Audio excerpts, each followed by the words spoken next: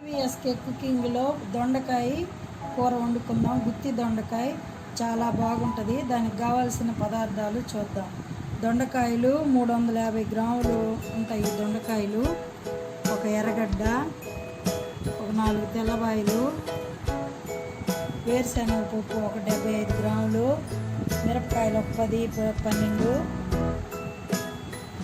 నువ్వులు ఒక 2 స్పూన్లు, కొద్దిగా మెంతులు 2 మొగ్గలు, ఒక కొరంత పట్ట తీసుకున్నాను, ఒక యాలక్కాయ, ధనియాలు 1.5 టీ స్పూన్ ఉంటుంది, చింతపండు కొద్దిగా ఒక 20 గ్రాములు ఉంటుంది చింతపండు.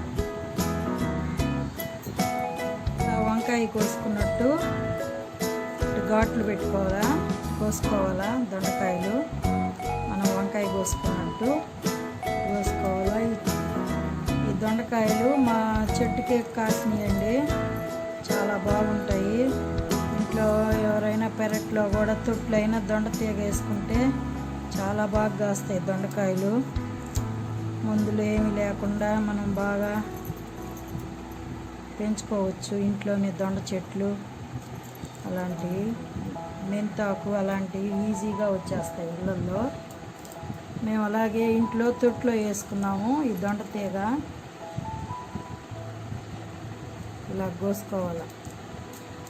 అన్నీ ఇలా కోసి పెట్టుకున్నాం. దొండకాయ కూరలోకి మసాలా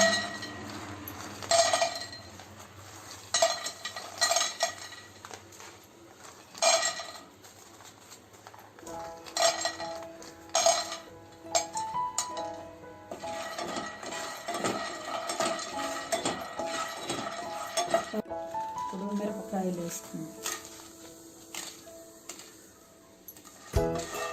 చాలా బాగుంటుంది కూడా, ఒకసారి ట్రై చేసి చూడండి.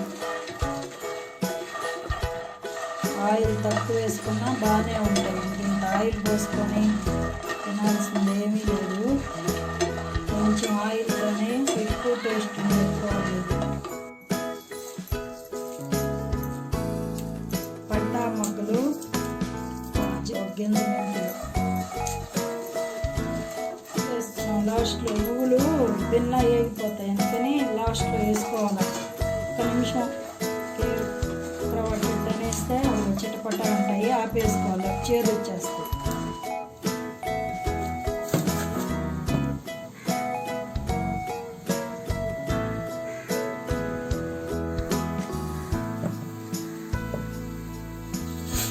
వేసుకున్నాం 3 స్పూన్లు జీలకర్ర, ఆవాలు వేసుకున్నాం, ఎర్రగడ్డలు వేసుకున్నాం.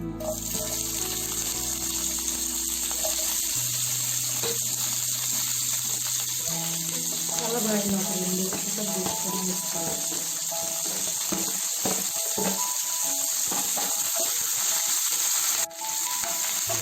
ఇట్లా ఎర్రగా యాగబడలేదు, కొద్దిగా యాగనియాలి. దొండకాయలు వేయించుకోవాలి కదా, అవి మాడిపోతాయి. దొండకాయలు దొండకాయ కొంచెం సేపు యాగనియాలి. దొండకాయలు వేసే లోపల ఎర్రగడ్డలు కూడా వేసిపోతాయి, అందుకని మరి ఎర్రగా ఏమకూడదు. కొంచెం యాగనిచ్చి దొండకాయలు వేసుకోవాలి.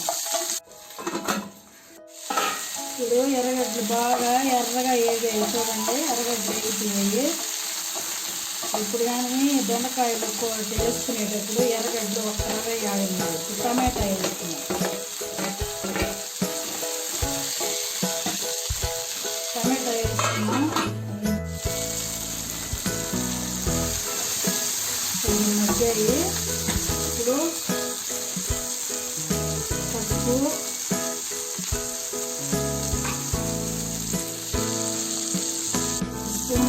సాల్ట్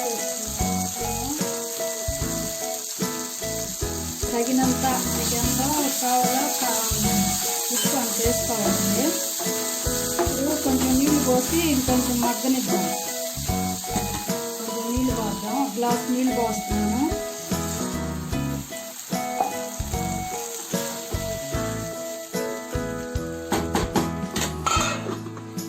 ఎక్కించుకున్నాము. ఇప్పుడు మనం చేసుకున్నాం కదా మసాలా పొడి, అది వేసేసుకున్నాం.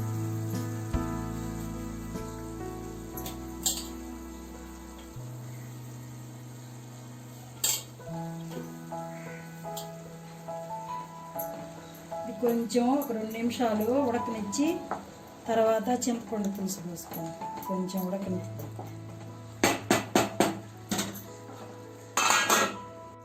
దగ్గర పడిందండి. ఆయిల్ కూడా పైకి తేలింది, ఉడికిపోయింది దొండకాయ. ఇప్పుడు పులుసు పోసుకున్నాం. దొండకాయ ఉడికిందో లేదో చూద్దాం. ఉడికిపోయిందండి మెత్తగా. ఇప్పుడు పులుసు వేసుకున్నాం. చాలా బాగుంటుంది ఇది. వంకాయ గుత్తి వంకాయ లాగే ఉంటుంది. ఇది కూడా గుత్తి వంకాయ ఉన్నట్టే ఉంటుంది.